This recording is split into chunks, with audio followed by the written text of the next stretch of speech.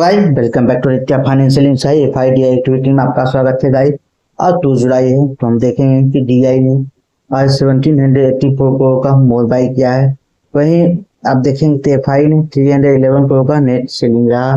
तो देखा जाए तो लगभग में गाइस आप देखेंगे कि एवं में 16 करोड़ के आसपास 1600 करोड़ के आसपास बाई देखने को मिला नेट क्रशिंग की हुआ है। वीडियो इन्फॉर्मेशन की आज का वीडियो का हमारा पार्टनरशिप लेमन ब्रोकरेज फर्म है जो कि इंडिया का एकमात्र AI introduce bolt brokerage firm है, जिसमें कि आप live activity, live analysis, trading strategy आप बहुत इजीली कर सकते हैं, जो कि आपको ट्रेडिंग और इन्वेस्टिंग की जर्नी को बहुत इजी और सुटेबल बना सके। जिसमें आपको गाइस जीरो ब्रोकरेज फर्म के साथ आप जुड़ें और 10.95% आपको इंस्टेंट मार्जिन ट्रेड फंड आपको अवेलेबल कराएगा।